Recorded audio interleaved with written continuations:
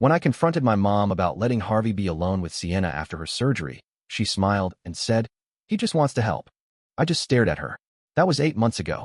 Yesterday, she sat in court crying as the judge took away her custody rights. I slammed the front door so hard that the picture frames on the wall rattled. My mother looked up from the kitchen table, her face calm in that way that only made me angrier. Why the hell was Uncle Ray alone with Anna? I demanded. Her eyes narrowed slightly, but her tone was maddeningly casual.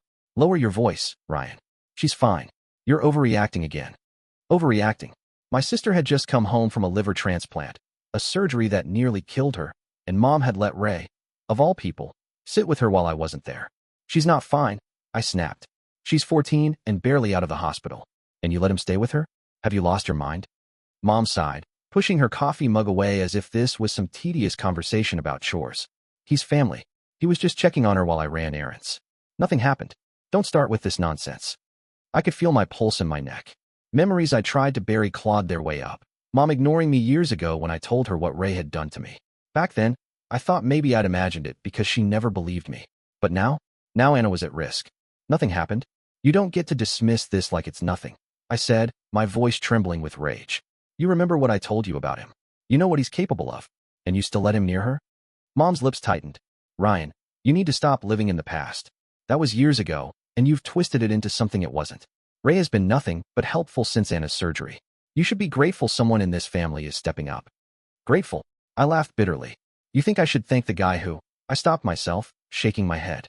"No, I'm not doing this again. I'm not letting you gaslight me into thinking I'm crazy. I'm trying to protect her because you won't." Her face hardened. "You don't make the decisions here." "I do. You're not her father, Ryan. You're just her brother." Those words cut deeper than I wanted to admit. I'd been at every appointment, fought with insurance, begged doctors when she was slipping away. And now, after everything, I was being shut out again. "I don't care what title I have," I said quietly, gripping the back of a chair so hard my knuckles turned white. "I'm not letting her go through what I did." Mom stood up and crossed her arms. "You're being dramatic. Ray has done more for this family than you ever have. Maybe you should stop acting like you're the only one who cares." I stared at her, stunned. In that moment, something in me broke. She wasn't going to see reason. She wasn't going to protect Anna. "Fine," I said finally, my voice low and steady. "But don't expect me to trust you anymore. Not after this." I turned to leave, but before I stepped outside, I heard her call after me. "You'll regret pushing this, Ryan. He's family whether you like it or not." I didn't answer. For the first time, I realized how little my mother cared about the truth. It wasn't just denial. It was indifference. And I was done letting that put Anna in danger. 2 days after that fight with Mom, I was sitting in my car outside the hospital, staring at the rain streaking across the windshield. I didn't know what else to do. Anna's recovery was on a razor's edge, and the doctors were already hinting that her body wasn't taking to the transplant the way they hoped. They mentioned the possibility of a second surgery. Another donor. Another miracle we couldn't afford to wait for. That's when my phone buzzed with an unknown number. "Hello." I answered, half expecting it to be another insurance rep giving me bad news. "Ryan." The voice was familiar, but it took me a second to place it. "It's Leah." I froze. Leah, my cousin. The one Mom never talked about anymore. We hadn't spoken in nearly 10 years since she cut herself off from the family after a blow-up with Ray. "Leah? Why are you calling me?" I asked, my voice tight with surprise. She hesitated. "I heard about Anna. I heard she needs a liver donor. I got tested already." I blinked. "What? Wait, what are you saying?" "My blood type matches hers," she said, her voice cracking. "I can donate. I want to do this, Ryan." For a moment, I couldn't speak. I had begged my family, Mom, Dad, anyone, to get tested. Everyone had an excuse. Too scared, too busy, too old. And now here was Leah, the outcast, stepping up without hesitation. "Leah, I don't even know what to say." "Thank you," I stammered. She let out a bitter laugh. "Don't thank me yet. Your mother's going to hate this." I didn't want to believe that. I wanted to think that Mom would set aside her grudges for Anna's sake. But deep down, I already knew Leah was right. The next morning, I walked into Mom's kitchen, trying to mask the excitement in my voice. "Leah called me." I began. "She's a match. She wants to donate part of her liver for Anna. This is it, Mom. This is the chance we've been waiting for." Mom's face darkened instantly, like I had just said something obscene. "Absolutely not," she said flatly. I blinked. "What do you mean, absolutely not?" "She's a match. She can save Anna's life." "She will not have anything to do with this family," Mom snapped. "You don't know what she's like, Ryan. She's only doing this to get attention." Do you know how humiliating it would be for people to find out we needed her help? Humiliating, I repeated, stunned. Anna is dying. Who cares about your pride? Mom slammed her hand on the counter. You don't understand, Ryan. Leah is toxic. She's been bad news since the day she was born. If she gets involved, she'll make everything worse. I stared at her, my anger boiling over. Worse than Anna dying? Is that what you're saying? She won't die, Mom said coldly. The doctors will figure something out. They always do. We don't need Leah meddling in our lives again. I couldn't believe what I was hearing. This isn't about you, I said, my voice shaking. This isn't about your image or your grudges. This is about Anna. If Leah is the only one willing to save her, then I'll take her help whether you like it or not. That night, I called Leah back. We arranged everything, secret tests, meetings with the surgical team, paperwork, all without telling my family. I felt like I was betraying them, but I knew there was no other choice. The next day, when Mom called me to ask where I was, I lied for the first time in years. I'm just at work, I said, as I sat in the hospital waiting room while Leah signed the donor consent forms. I hated myself for the lie, but as I looked through the glass window at Anna's pale, sleeping face, I knew I'd do it again without hesitation.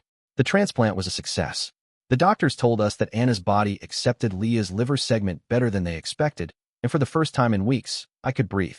Watching Anna rest peacefully, her cheeks no longer ghost pale, I thought maybe, just maybe, we were past the worst of it. But 2 days later, I walked into Anna's hospital room and felt my stomach turn to ice. Ray was there, sitting in the chair beside her bed, leaning forward, whispering something I couldn't hear. Anna was awake, but her shoulders were tense. She looked at the TV like she was trying to avoid eye contact. What the hell are you doing here? I snapped, my voice sharp enough to make both of them jump. Ray leaned back slowly, that smug half-smile on his face, the same one that haunted me since I was a kid. Just keeping her company, he said casually. Your mom asked me to. Anna's eyes flicked to me, wide and uncertain. She didn't speak, but the way she clutched the blanket told me enough. I stepped forward, fists clenched. Get out. Now.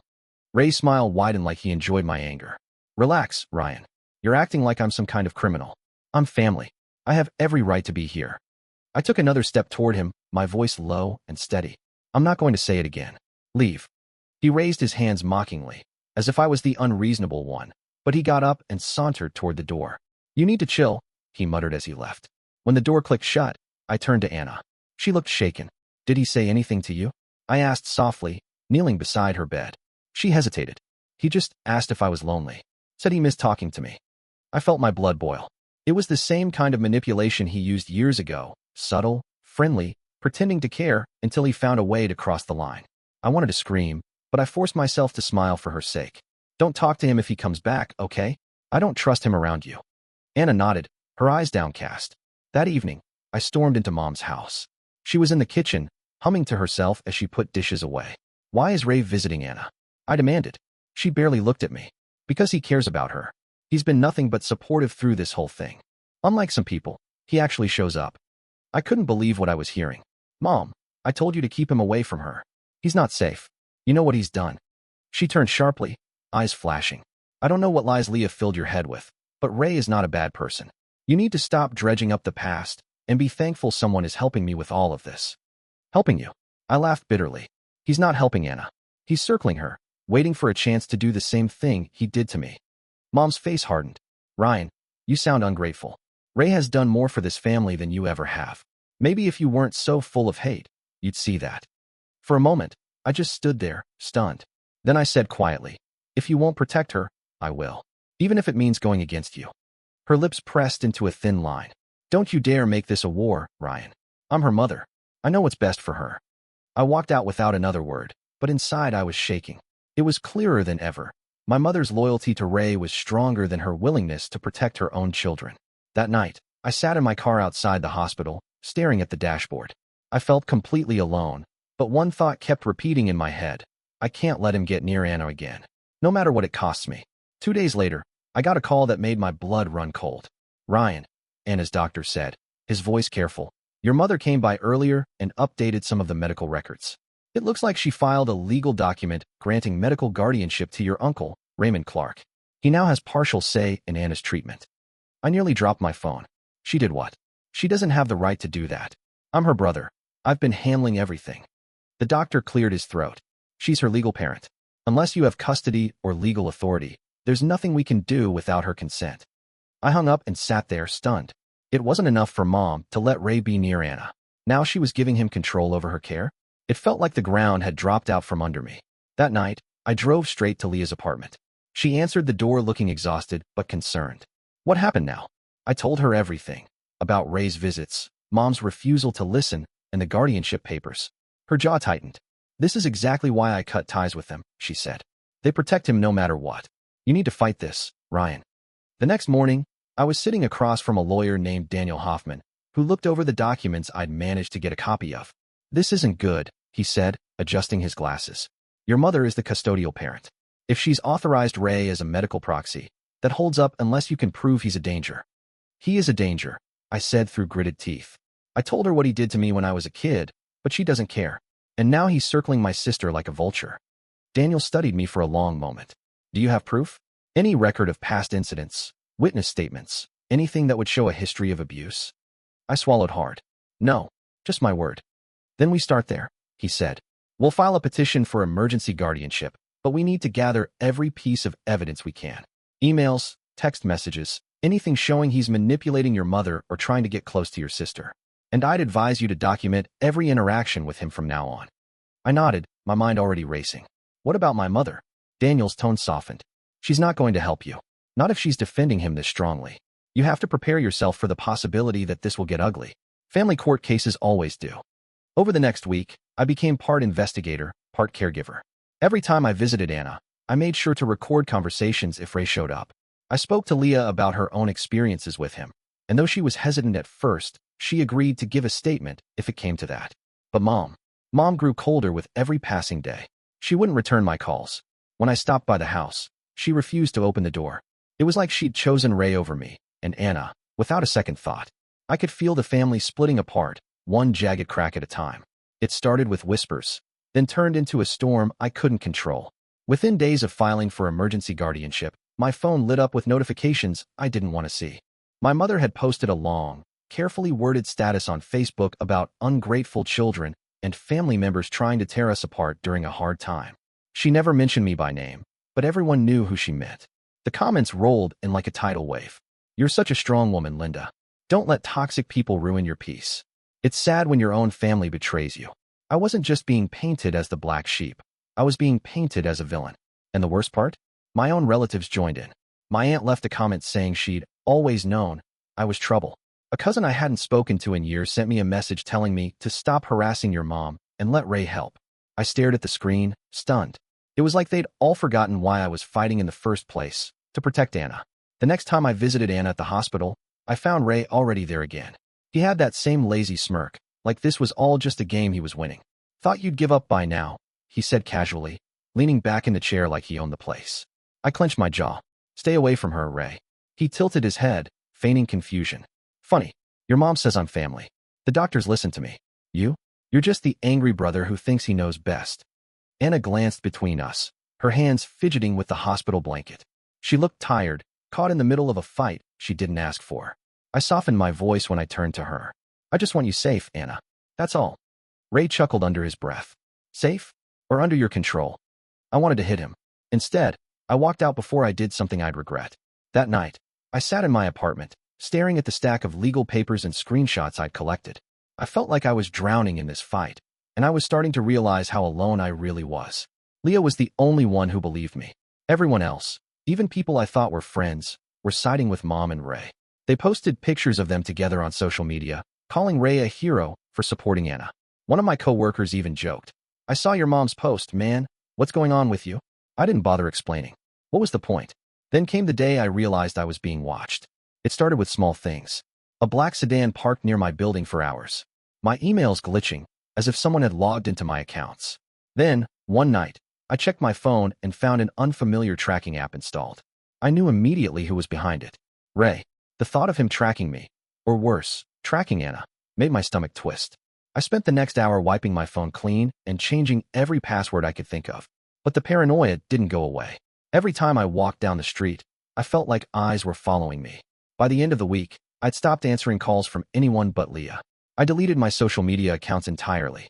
When I tried to visit Anna, I found out Mom had restricted my visiting hours, claiming I was agitating her recovery. I left the hospital that day feeling like the walls were closing in. But even as my world shrank to just a handful of allies, one thought kept me going. Ray isn't going to win. Not while I'm still breathing. I hit my breaking point one night when I drove past Mom's house and saw Ray's car parked in the driveway. The sight of it made my chest tighten. I sat in my car for a long time, gripping the steering wheel, wondering what he was doing inside. Talking to Anna? Manipulating Mom into giving him even more control? The anger boiled over until I couldn't sit still anymore. I decided that if no one else was going to protect Anna, I'd have to do it myself, even if it meant crossing lines I'd never imagined crossing. The next day, while Ray was at work, I drove to his house. My heart pounded as I parked down the street and waited, watching the place like some kind of amateur detective. When I was sure the coast was clear, I slipped around the back and jimmied open the side gate. I knew it was wrong. I knew I was breaking the law. But I needed evidence, something I could take to court to prove he wasn't the saint my mother made him out to be. Inside his garage, I found stacks of old boxes. Most were full of junk, tools, broken electronics. But then I spotted a shoebox labeled personal in thick black marker. Inside were old photos, letters, and a couple of flash drives. I grabbed the drives, took quick photos of anything that looked suspicious, and slipped out before anyone saw me. That night, I plugged the flash drives into my laptop. Most of the files were innocent, old family pictures, random documents, but buried in one folder was a series of emails. The messages weren't graphic, but they were unsettling. Notes to a friend, where he bragged about getting close to young relatives, about how kids trusted him because he knew how to talk to them. Reading it made my skin crawl. I forwarded everything to my lawyer, Daniel, with a simple message. This is what we've been looking for. But even with the evidence, I felt like I was losing myself. I was spending hours digging through Ray's past, combing through old public records, even contacting people who used to work with him. Each day I pushed further, and each day the guilt gnawed at me. Leah noticed it. "You look like hell, Ryan," she said when we met for coffee. "When's the last time you slept?" "Don't worry about me," I muttered. "I'm close to finding something that will end this." She sighed. "Just don't lose yourself in the process. Anna needs you, not some hollow version of you who's obsessed with taking Ray down." A week later, I caught a break. I met a woman named Claire, Ray's former girlfriend. We sat in her cramped apartment while she chain-smoked, her hands shaking as she talked. "I don't know why your family trusts him," she said, her voice low. "Ray is dangerous. He has this charm that fools people, but I've seen the other side of him. He used to follow my niece around, always finding excuses to be alone with her. It freaked me out so bad I left him." I asked if she'd be willing to testify, and she nodded slowly. "If it means keeping your sister safe? Yeah, I'll do it." Her words hit me like a punch. This wasn't just about my past anymore. Ray's pattern was real, and I wasn't crazy for seeing it. Driving home, I gripped the steering wheel with white knuckles. I'd crossed lines, broken into his house, dug through his life, but I finally had what I needed. And yet, I couldn't shake the feeling that every step I took came at a cost. My job performance was slipping. Friends had stopped calling, and every time I looked in the mirror, I barely recognized the person staring back. Still, I told myself, if it keeps Anna safe, it's worth it. The morning of the custody hearing, I felt like I hadn't slept in a year. My suit was wrinkled from hours of pacing, and my hands trembled as I gripped the evidence folder Daniel had assembled. Every page, every screenshot, every statement inside felt like a piece of my life I had bled for. Anna's future came down to this day. The courtroom was small, sterile, and suffocatingly quiet. My mother sat on the opposite side with Ray and his lawyer, her face cold and unreadable. She didn't even look at me. When I walked in, she shifted closer to Ray, as if I were a stranger. Daniel leaned toward me. "Remember, keep your answers direct and calm.